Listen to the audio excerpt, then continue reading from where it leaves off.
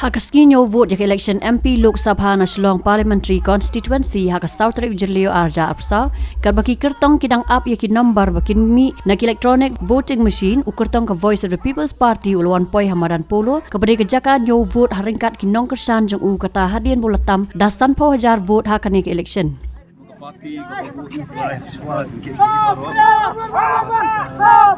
usahakan ratio tom di bat kebesak mentah kelong bangin up ikan result bat aku boleh baru kita dan bentar mo.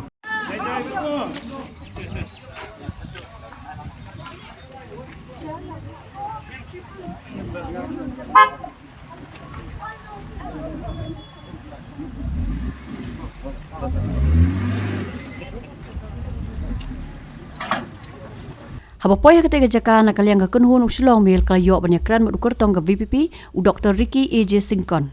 Oi. Hakani ka step siya kani jaka nyo buat. Bigla ay ochintep ba wadon ka cingtam. Daga nakaliang jong ka party.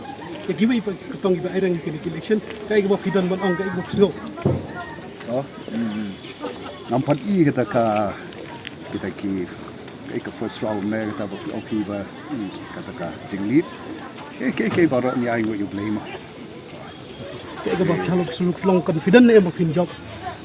Kung ka party te, ngimi bet, itip, ikataw ba, bangimi, namar ba, taga kacing sukya, ikacing longjaman, agni kacala, kacangi, bat kum kibre, kabarang kacing kitkli, ibang siya kata kacing sukya, bat bagaman same kacing sukya, kabarang isyam ya karay rang ba, kabarang ni syakmat, bat ikirmen scam, bat kacing isnay, kacing ublay, rengkat bat kacing kersan kacing paipa ini yo pan thau thma ye kali kari kabai kacing haki benta baro kulishbon mah Itu di Dr. Ricky Singkon ikertang juga Voice of the People's Party ibalawan poi syakni jaga nyubuat mentaka step bat kemang layo khubor ba kacing tam lalong dagi san pho chartam hakane kenti bo benta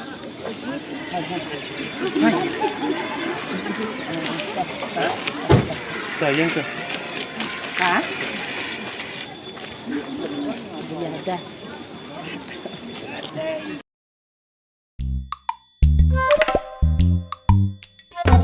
Habatin, pej bahagi kishap plus F.